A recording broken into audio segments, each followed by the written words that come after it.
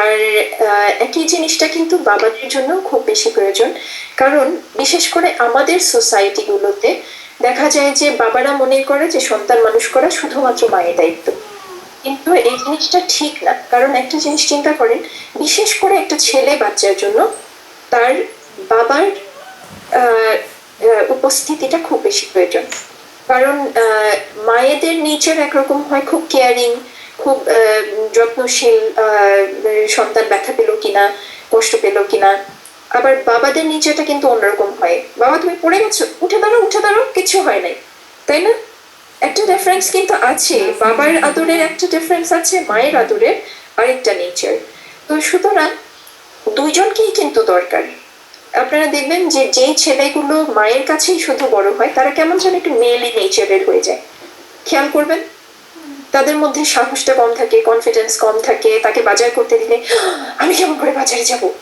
তারপরে দেখা যায় যে যেই মেয়েগুলো আবার ছেলেদের সাথে বড় হয় বা বাবাদের সাথে বড় হয়, যেমন আমার কোনো বোন নাই, তো আমার মনে হয় যে আমি অনেক বেশি কনফিডেন্সের সাথে বড় হয়েছি, কারণ আমি যেহেতু বড় বোন ছিলাম আমাকে বড় ভাইয়ের দায়িত্বগুলো পালন করতে হয়েছে। তো অনেক সময় দেখা যায় যে পরিস্থিতি বা পরিবেশ অথবা বাবা মার সান্নিধ্য এগুলোর কারণেও কিন্তু সন্তানদের মধ্যে কিছু কিছু কোয়ালিটিস হয় অথবা গড়ে ওঠে না। তো এই জন্য আমাদের এটাও চেষ্টা করা উচিত বাবাদেরকে সন্তানদের সাথে ইনভলভ করা, এবং এই প্রসেসটা সবসময় সহজ হয় না। কারণ আমাদের দেশের বাবারা বিশেষ করে তারা মনে করে যে না, সন্তান তো মায়ের দায়িত্ব, আমি ওখানে কি, আমি মাঝে মাঝে যাবো বাচ্চাকে এটা ওটা কিনে দিব, মাঝে মাঝে একটু মাথায় হাত বুলিয়ে দিব, বাস আমার কাজ শেষ। কিন্তু আমরা যদি প্রথম থেকেই এবং এটার জন্য ওদেরকে দোষও দেওয়া যায় না, কারণ একটা জিনিস চিন্তা করেন, আপনার বাচ্চাটা আপনার ভিতরে 9 মাস অবস্থান করেছে, তার প্রত্যেকটা নড়াচড়া, তার হাত পা নাড়াচাড়া, সে ঘুমাচ্ছে নাকি সে জেগে আছে, এই জিনিসটা আপনি অনুভব করেছেন, আপনার হাজবেন্ড কি অনুভব করেছে? করে নাই কিন্তু, তাই না? বড় জোর দেখেছে যে আপনি বাথরুমে গিয়ে বমি করছেন, এর বেশি ওনার কোনো ইনভলভমেন্ট ছিল না। যার কারণে যখন আমাদের একটা সন্তান হয় আমরা কিন্তু অলরেডি প্রস্তুত, আমরা যেরকম মেন্টালি প্রস্তুত ওরকম ফিজিক্যালি প্রস্তুত এই সন্তানকে টেক কেয়ার করার জন্য। কিন্তু একটা লোকের যখন বাচ্চা হয় তার অনেক সময় লাগে, 2-3 মাস পরে হঠাৎ করে এই জিনিসটা তার মাথায় ধাক্কা দেয়, আরে আমি তো বাবা হয়ে গেছি, আমার অনেক রেসপন্সিবিলিটি হয়ে গেছে। এই জিনিসটা কিন্তু তারা আগে থেকে মেন্টালি প্রস্তুত থাকে না। যার কারণে আমাদের এই জিনিসটা দরকার যে যখন সন্তান হয় দরকার হলে কিছুটা জোর করে হলেও হাজব্যান্ডকে যে হ্যাঁ ওকে একটু কোলে নাও তো, আমার এখন একটু খারাপ লাগছে, আমি একটু শুয়ে থাকি আধা ঘন্টা, দরকার নাই আপনার, কিন্তু তারপরেও আপনি তাকে বাধ্য করেন বাচ্চাটাকে কোলে নিতে। তাহলে কি হবে, সন্তানের প্রতি তার দায়িত্বশীলতার অনুভূতিটা বৃদ্ধি পাবে। তারপরে আরেকটা জিনিস আমরা যেটা করতে পারি সেটা হলো বাবাদেরকে আমরা বলতে পারি বাচ্চার ডায়াপার চেঞ্জ করতে, তাহলে ওরা অ্যাটলিস্ট বুঝতে পারবে যে মা কি পরিমাণ কষ্ট করে একটা বাচ্চাকে মানুষ করে। অনেক সময় আমরা বাচ্চারা যখন একটু বড় হয়, যখন চুবিয়ে মারার ভয় থাকে না, তখন আমরা বাবাদেরকে ট্রাস্ট করতে পারি যে আচ্ছা বাচ্চাকে গোসল করান। তো তাহলে কি হলো, এইভাবে আস্তে আস্তে বাচ্চার সাথে তাদেরও একটা সম্পর্ক তৈরি হবে। কারণ অধিকাংশ ক্ষেত্রে আমাদের আপনারা আপনাদের ছোটবেলায় যে সমস্ত বাবাদেরকে দেখেছেন তাদের মনে আনার চেষ্টা করেন, বেশিরভাগ আপনারা দেখবেন যে তারা কিরকম ছিল, যে তারা শুধু অর্ডার দিত এবং শাসন করতো, কিন্তু কখনো কি আপনারা দেখেছেন যে তারা বাচ্চাকে কোলে নিয়ে চুমু দিয়ে জড়িয়ে ধরে আদর করেছে? এটা তেমন একটা আমরা দেখি নাই, তাই না? আপনাদের কি মনে হয়? না সেটাই, মা রান্না করবে, মা খাওয়াবে, সবকিছুই মায়ের উপরে। কিন্তু একটা জিনিস আমাদের বোঝা দরকার যে তখন আমাদের ওইটাতেও তেমন একটা সমস্যা হয় নাই কেন, আমাদের মামারা ছিল, চাচারা ছিল, কেউ না কেউ আদর করেছে বাচ্চাটাকে। কিন্তু আমরা যারা বিদেশে থাকি আমাদের এখানে তো আর কেউ নাই। তো সুতরাং আমাদেরকে চেষ্টা করতে হবে যে আমরা যেন বাবাদেরকে ইনভলভ করি, কারণ এই ছাড়া আর কোনো মেল ফিগার তাদের সামনে। হ্যাঁ, তো আপনারা আমি জাস্ট একটা সেকেন্ড সময় নিতে, হ্যাঁ পানি গ্লাসটা নিই। চা নিয়ে বসছি।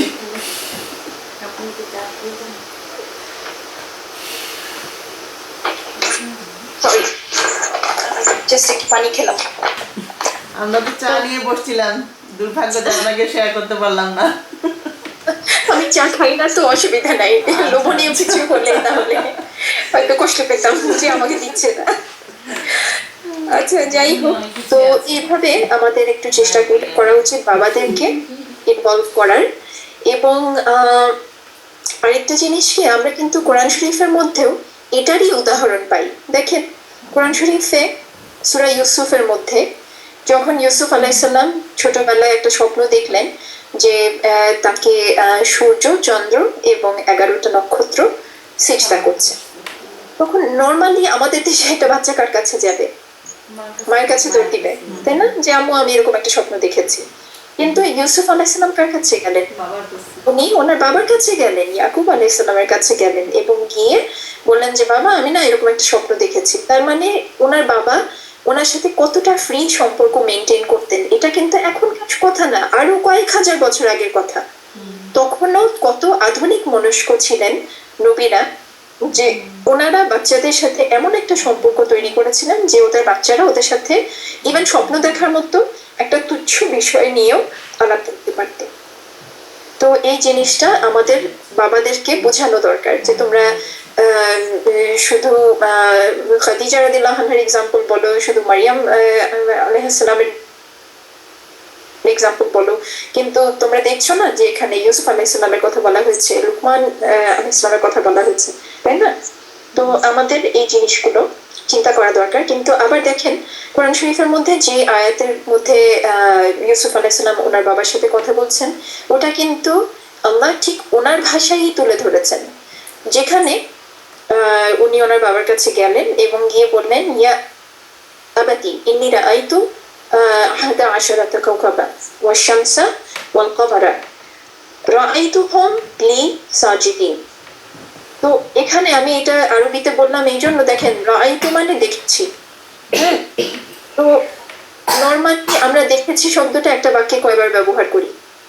একবার। কিন্তু ইউসুফ আলাইহিস সালাম ব্যবহার করেছেন 2 বার। তো এটা থেকেই বোঝা যাচ্ছে যে স্বপ্নটা নিয়ে উনি খুব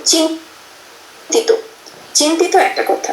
এবং আরেকটা কথা হচ্ছে একটা বাচ্চা সে যখন কোনো কিছু নিয়ে চিন্তিত হয় তখন কিন্তু সে বড়দের মতো গুছিয়ে কথা বলতে পারে। তখন সে কিরকম করে কথা বলে যে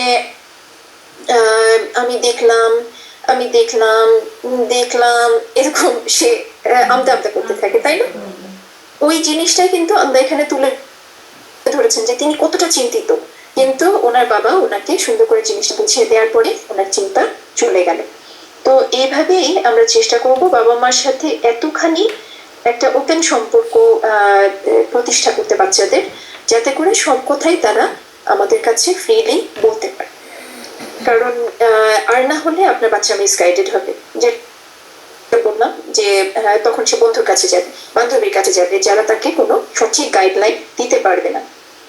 এবং এখানে কিন্তু আরো একটা জিনিস লক্ষণীয়, সেটা হচ্ছে নর্মালি আরবিতে আমরা বাবাকে বলি আবি, তো ইউসুফ আলাইহিস সালাম কি বললেন? ইয়া আবাতি, যেটা আরো বেশি সম্মান করে বলার মতো একটা শব্দ। তো এটা থেকেই বোঝা যাচ্ছে যে ফ্রি সম্পর্ক মানেই কিন্তু এই না যে বাবা মার সাথে, কারণ এটা কিন্তু কিয়ামতের লক্ষণগুলোর একটা, যে বাবা মার সাথে সন্তানরা দাসী বাদীর মতো ব্যবহার করবে।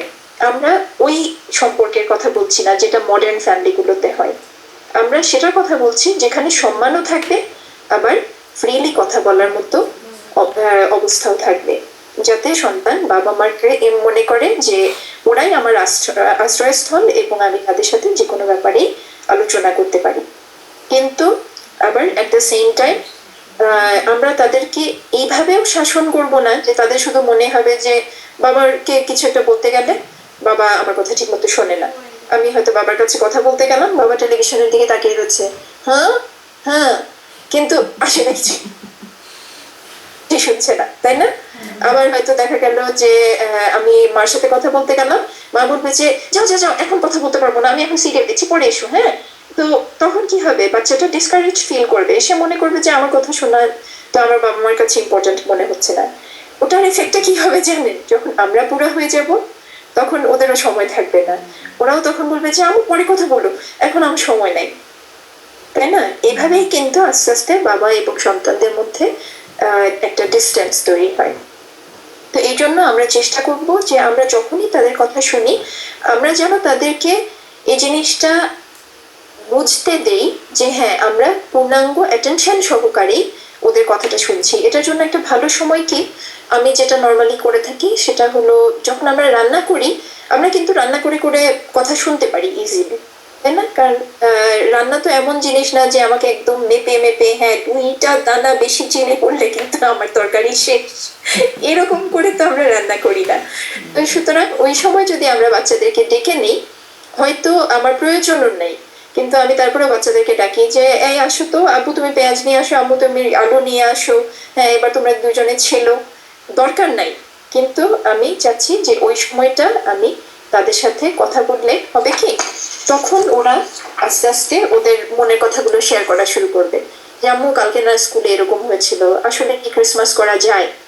হ্যাঁ, তখন কি হবে, তখন আমি তাদেরকে এক্সপ্লেইন করার একটা সুযোগ পাবো যে না, ক্রিসমাসটা আসলে আমরা করি না, কারণ এটার পিছনে এরকম এরকম কারণ আছে। তো এইভাবে দেখা যাবে যে ওরা আস্তে আস্তে সব কথা আমাদের সাথে শেয়ার করতে পারবে। তো এরকম একটা সময় আমাদের নির্দিষ্ট করতে হবে, যেই সময়টা আমরা শুধু বাচ্চাদের পেছনে সময় দিব। তো সেটা ডেইলি 10 মিনিট হোক, আধা ঘন্টা হোক, 1 ঘন্টা হোক, কিন্তু এই সময়টা আমাদের সন্তানদের জন্য আমাদেরকে বের করে নিতে হবে। এবং আরেকটা জিনিস হচ্ছে, আমাদের সাবকন্টিনেন্টে বিশেষ করে আমরা সন্তানদেরকে আমরা মনে করি যে আমরা শুধু তাদেরকে শাসন করব। বাচ্চা এসে খুব খুশি হয়ে বলল যে জানো আমি আজকে ক্লাসে অঙ্কে 94 পেয়েছি। আর আমি তখন তাকে ভেরি গুড, এক্সেলেন্ট এরকম না বলে আমি তাকে কি জিজ্ঞেস করছি, তোমার ক্লাসে হাইস্ট কত উঠেছে? 96। সাথে সাথে তুমি 98 কেন পেলে না? তাই না? তখন কি হচ্ছে, আমার সন্তান মনে করছে আমি যাই করি এটা আমার বাবা আমাকে সন্তুষ্ট করার জন্য এনাফ না। তখন তার মধ্যে ওই স্পৃহাটাই মরে যায়। কিন্তু ইভেন আমার বাচ্চা 0 পেলো, কিন্তু আমি বললাম যে যাক তুমি তো চেষ্টা করেছো, তখন কি হবে, সে কিন্তু তখন আরো সেলফ কনফিডেন্স পাবে। সে মনে করবে যে না, আমার বাবা মার তো আমার উপর আস্থা আছে, তার মানে আমাকে এখন আরো বেশি পরিশ্রম করতে হবে, আরো বেশি ভালো করতে হবে। তো সুতরাং আমরা এই জিনিসটা একটু করার চেষ্টা করবো। আপনারা দেখবেন বিদেশি প্যারেন্টরা কিন্তু তাদের সন্তানদেরকে কোনো কিছু হয় নাই, যেটা এঁকেছে এটা কি ডিম নাকি আলু নাকি কি, এটা বোঝাই যাচ্ছে না, কিন্তু তারপরে ওরা ওয়াও, ওয়ান্ডারফুল, এক্সেলেন্ট, পারফেক্ট, তাই না? তো এই জিনিসগুলো আমাদেরও কিন্তু একটু প্র্যাকটিস করা দরকার। যেরকম আমরা দেখছি যে ইয়াকুব আলাইহিস সালাম কয়েক হাজার বছর আগের একজন প্যারেন্ট, উনি কি করলেন, উনি ওনার সন্তানকে বললেন যে হ্যাঁ তুমি তো অনেক সুন্দর স্বপ্ন দেখেছো বাবা, তাই না? এইভাবে আমরা যেন একটু এনকারেজিং হই আমাদের সন্তানদেরকে, তাহলে আমরা কিন্তু একটা অনেক বড় ডিফারেন্স দেখতে পাবো তাদের আচার আচরণ, সেলফ কনফিডেন্সে বা আমাদের সাথে তাদের ইন্টারাকশনে, সবকিছুর মধ্যে এই ডিফারেন্সটা আপনারা দেখতে পাবেন ইনশাআল্লাহ।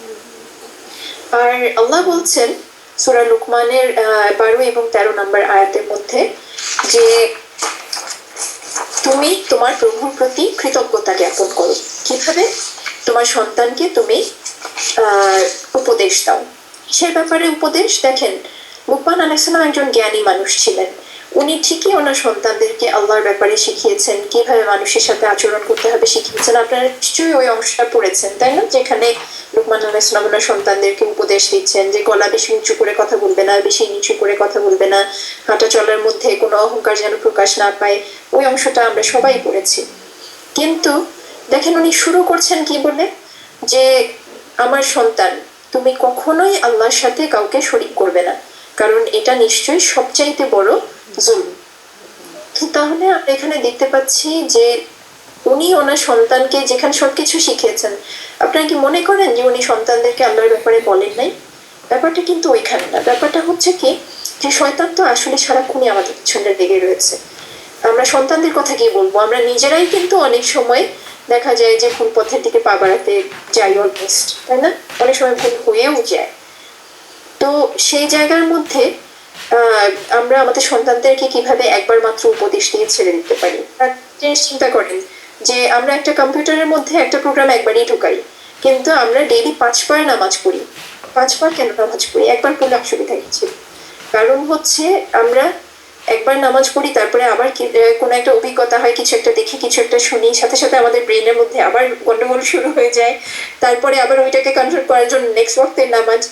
তো আমরা যেহেতু কম্পিউটার না, যেহেতু আমাদের প্রত্যেকটা অভিজ্ঞতা আমাদের মধ্যে কোনো না কোনো একটা পরিবর্তনের সঞ্চার করে, সেই কারণেই কিন্তু আমরা এতবার নামাজ পড়ি। অ্যাডভাইসের ব্যাপারটাও এরকমই, যেই অ্যাডভাইসটা আমি আমার সন্তানকে হয়তো আগেও দিয়েছি, কিন্তু সেটাই আমি আবার রিপিট করতে থাকবো। এবং এখানের মধ্যে সবচাইতে গুরুত্বপূর্ণ যে জিনিসটা আমাদের বাচ্চাদেরকে শেখানো দরকার, সেটা হচ্ছে আকীদাগুলো স্পষ্ট করে দেওয়াটা খুব দরকার। কারণ আজকে দেখেন আমাদের মুসলিম বিশ্বের যেই সমস্যা, বা আজকে বাংলাদেশে যেই জিনিসটা হচ্ছে, আমাদের সন্তানরাই তো নাস্তিক হচ্ছে, তাই না? এরা কোত্থেকে পয়দা হচ্ছে? আমাদের সন্তানরাই তো। তো আমরা যদি ইসলামের উপরে থাকি, আমাদের সন্তানরা পথভ্রষ্ট হচ্ছে কেন? কারণ আমরা তাদেরকে তাদের শিক্ষকদের উপর ছেড়ে দিয়েছি, আমরা যাচাই করেও দেখার সুযোগ পাই নাই যে তাদের শিক্ষকরা আসলে তাদেরকে কি শেখাচ্ছে।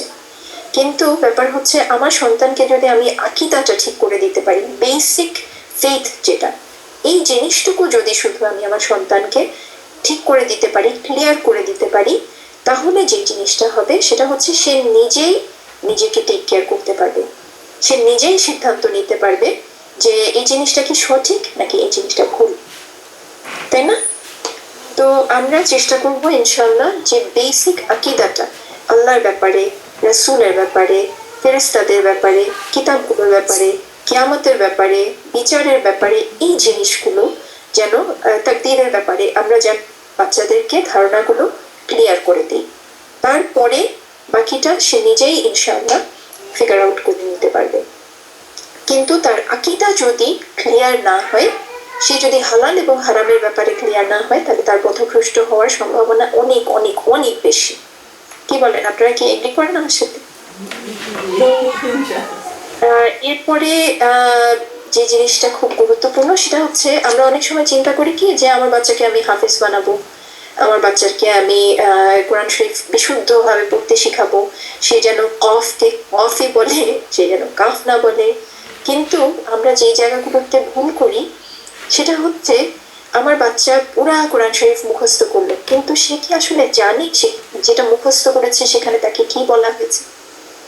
সুতরাং কোরআন শরীফ মুখস্থ করা এটা খুবই ভালো একটা কাজ, আমি এটাকে কোনোভাবেই কম বলছি না, কিন্তু এটা আরো বেশি গুরুত্বপূর্ণ যে সে যে মুখস্থ করলো একটা সূরা হোক, সে যেন জানে যে ওই সূরাটার অর্থ কি, এই সূরাটার মেসেজ কি, এবং সেটা যেন সে তার নিজের জীবনে অ্যাপ্লাই করতে শিখে। যেমন ধরেন একটা ছোট্ট সূরা, হ্যাঁ আমি আমার বাচ্চাকে সূরা আসর শিখালাম, হ্যাঁ ছোট্ট একটা সূরা, কিন্তু আমি তাকে জিনিসটা বুঝিয়ে দিলাম আল্লাহ কি বলছেন, যে আমার সময় কম, আমাকে তাহলে কি করতে হবে? ভালো কাজ করতে হবে, আল্লাহর উপরে বিশ্বাস রাখতে হবে। আর কি করতে হবে? শুধু আমি ভালো কাজ করলে হবে না, আমার আশেপাশে যারা আছে তাদেরকেও ভালো কাজের জন্য তাগিদ দিতে হবে। শুধু আমি ঈমান আনলে হবে না, আমার আশেপাশে যারা আছে তাদেরকেও ঈমান শক্ত করার ব্যাপারে সাহায্য করতে হবে। বাস, সে সারা জীবনে শিক্ষা পেয়ে গেল না একটা সূরা থেকে? পেল কি না পা? তো এই জিনিসটা আমাদের করতে হবে যে সন্তানকে বড় হওয়ার পরে না, ছোটবেলা থেকেই কোরআন শরীফকে তার বন্ধু বানিয়ে দিতে হবে। যত ছোটই হোক, একটা সূরা শিখেছে, হ্যাঁ আমার একটা ছোট্ট, আমার বাচ্চার বয়স হয়তো 3 বছর, সে শুধু কুল হুয়াল্লাহু আহাদ শিখেছে, কিন্তু আমি তাকে শুধু এইটুকু বুঝাবো যে হ্যাঁ তুমি কি বললেন, যে আল্লাহ এক এবং আল্লাহর সমান আর কেউ নাই, সুতরাং আল্লাহর সাথে আর কাউকে আমরা শরীক করব না।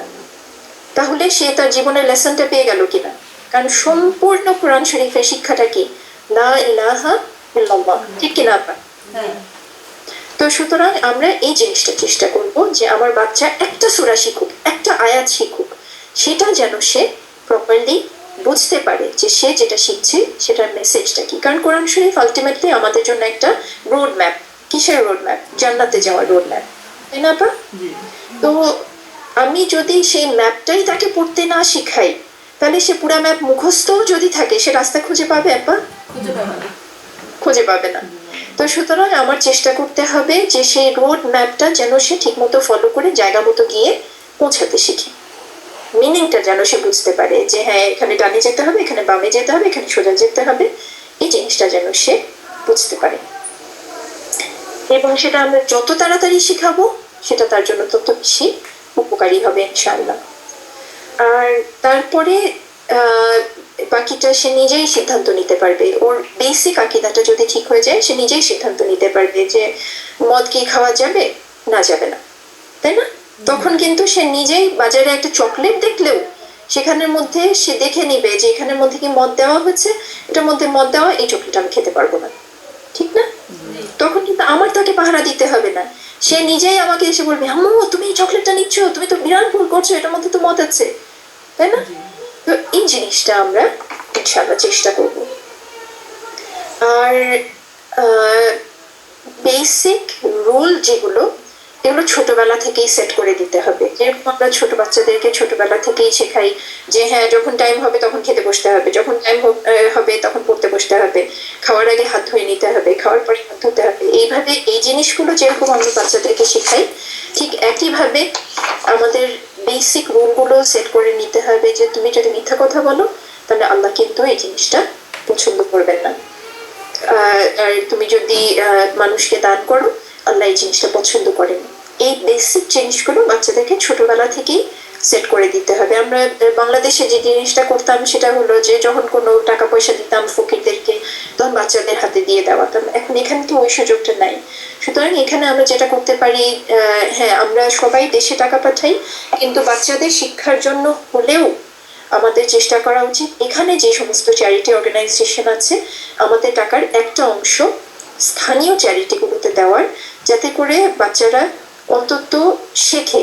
কারণ আপনি বাংলাদেশে টাকা পাঠাচ্ছেন আপনার বাচ্চা তো জানে না, তাই না?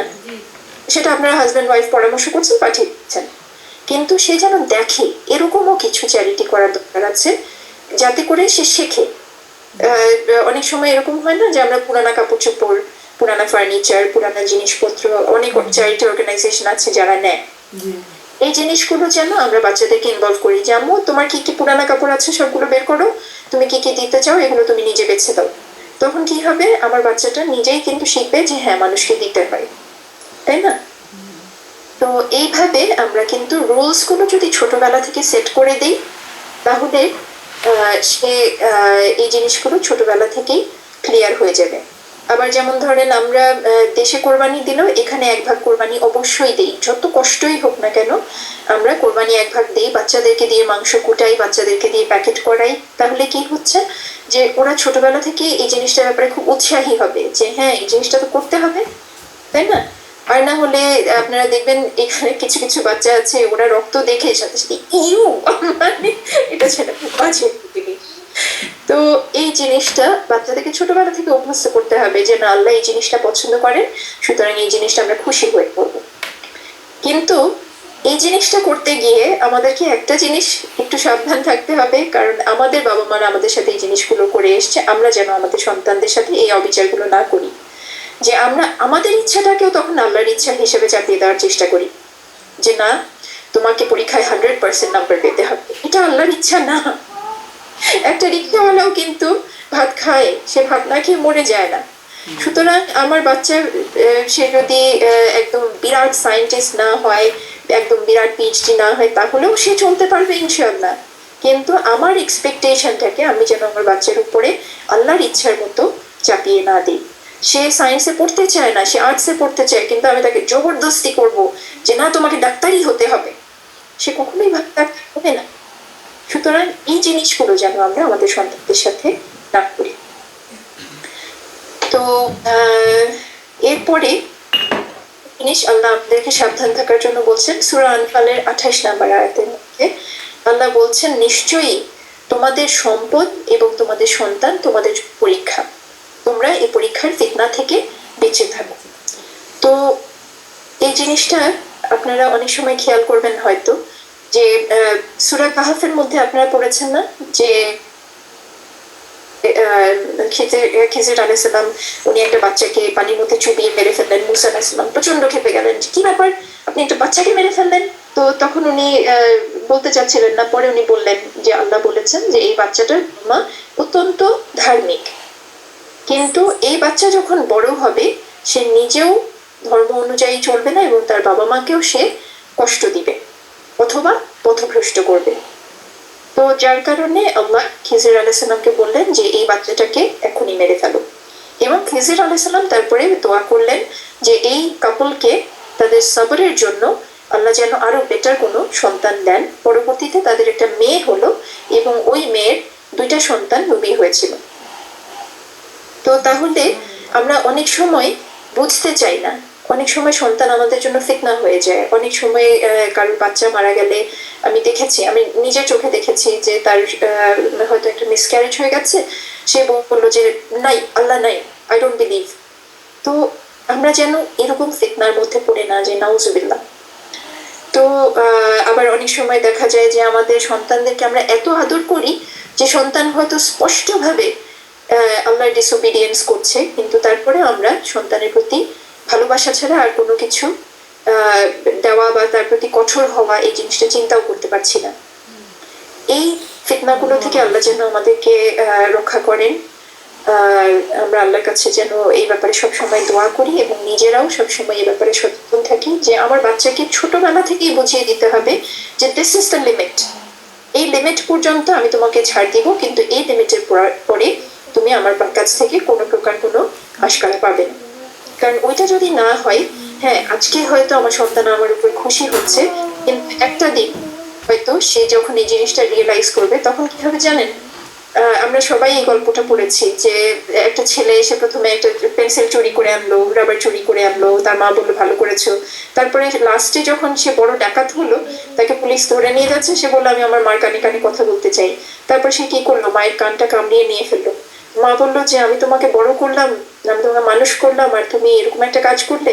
তো সে বললো তুমি তো আমাকে মানুষ করো নাই, তুমি আমাকে চোর বানিয়েছো, ডাকাত বানিয়েছো। তুমি যদি আমাকে সেই দিন শাসন করতে তাহলে তো আমি আজকে ডাকাত হতাম না। তুমি যদি বলতে যে যার পেন্সিল তাকে ফেরত দিয়ে আসো, এখনই ফেরত দিয়ে আসো, তাহলে কি আমি আজকে ডাকাত হতাম? তো এই জন্য আমাদের খেয়াল রাখা দরকার যে আমরা কোনো অবস্থাতেই যেন আমার সন্তান সীমা লঙ্ঘন করলে তাকে এই পয়েন্টে ছাড় না দিই। কারণ আমি অনেক বাবা মাকে দেখেছি যে বাবা মা হয়তো অনেক কান্নাকাটি করে, আমার ছেলে নামাজ পড়ে না, আমার সন্তান ঠিক মতো ইবাদত করে না, কিন্তু ওদের এই কান্নাকাটিতে কোনো এফেক্ট হয় না, ওদের দোয়ায় কোনো ফল হয় না। কেন হয় না জানেন? কারণ ওই সন্তান হয়তো হারাম উপায়ে উপার্জন করে এনে দিচ্ছে এবং বাবা মা তার সন্তানকে কিছুই বলছে না। কেন? যে ঠিক আছে সে তো অন্তত আমাদেরকে খাওয়াচ্ছে, কিন্তু আমাদের রিজিকের মালিক কে? আমাদের রিজিকের মালিক আল্লাহ। আমার সন্তান যদি আমার টেক কেয়ার না করে, আল্লাহ আমার টেক কেয়ার করবেন, কিন্তু সেই জন্য কি আমি আমার সন্তানকে ছাড় দিব? সে হারাম উপায়ে পয়সা উপার্জন করে আনছে, তারপরে আমি সেটা খাবো?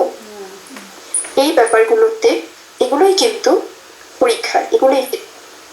তো আমরা যেন এই জিনিসগুলো ছোটবেলা থেকেই বাচ্চাদেরকে শেখাই। কারণ আপনারা একটা জিনিস খেয়াল করবেন, অনেক সময় আমরা চিন্তা করি বাচ্চা আর একটু বড় হোক তারপরে শাসন করবো, না, সময় নাই। কারণ আমার বাচ্চা যেমন ওর 5 মাস বয়স ছিল, আমার এখনো মনে আছে, সে পা দিয়ে কারোর গায়ে পা লাগাচ্ছিল। আমি বললাম যে না আম্মু, এটা তো করতে হয় না, তুমি এখনই পা সরাও। সে সাথে সাথে পা সরিয়ে নিয়েছে। কিন্তু সে বড় হওয়ার পরে আমি যদি তাকে বলতাম, সে আমার কথা হয়তো অত ইজিলি শুনতো না। তো সুতরাং আমরা যেন শাসনটা ছোটবেলা থেকেই করার চেষ্টা করি, যাতে করে তারা বুঝতে পারে কোন জিনিসটা রাইট, কোন জিনিসটা রং। এই ব্যাপারে কোনো ছাড় দেওয়াটা ঠিক না। আবার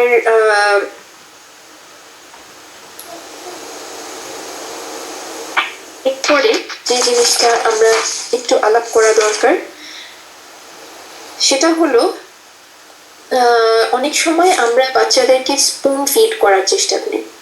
হ্যাঁ, ব্যাপারটা হলো এরকম যে আমরা সবকিছুই চাই যে আপনাকে বলে দিব সে গিয়ে নামাজ পড়বে, আমি তাকে বলবো সে রোজা রাখবে, আমি তাকে বলবো সে পড়তে বসবে, আমি তাকে বলবো সে খেতে বসবে। কিন্তু আমাদের চেষ্টা করা উচিত ছোটবেলা থেকেই বাচ্চাদেরকে এইভাবে বড় করার, যাতে করে তারা ইন্ডিপেন্ডেন্টলি চিন্তা করতে শেখে, ইন্ডিপেন্ডেন্টলি কাজ করতে শেখে। কারণ আর না হলে কি হবে, আপনার বাচ্চার বয়স যখন 40 বছর হয়ে যাবে, নাতিপুতি হয়ে যাবে, তখনও দেখবেন আপনি সকালবেলা গিয়ে তার দরজায় ধাক্কা দিচ্ছেন, বাবা উঠো, ফজর নামাজের টাইম হয়েছে। কিন্তু আমাদের কাজ এইটা না, আমাদের কাজ এইটা, তার মধ্যে এই অনুভূতিটা সৃষ্টি করে দেওয়া, দেখো আল্লাহ তোমার জন্য অপেক্ষা করছেন, তুমি আল্লাহকে অপেক্ষা করিয়ে রাখতে পারো না। তুমি প্রত্যেকদিন এই টাইম হবে, তুমি উঠে নামাজ পড়ে নিবে। তুমি যদি নামাজ পড়ো, আল্লাহ তোমার উপরে সন্তুষ্ট হবেন। তুমি যদি নামাজ না পড়ো, আল্লাহ তোমার উপরে অসন্তুষ্ট হবেন। এখানে আমার কোনো দায় দায়িত্ব নাই। এইটুকু বলে আমরা বাচ্চাকে ছেড়ে দিব। এবং হ্যাঁ, মাঝে মাঝে তাগাদা দিতে হবে, কিন্তু এটা যেন রেগুলার প্র্যাকটিস হয়ে না যায় যে আমি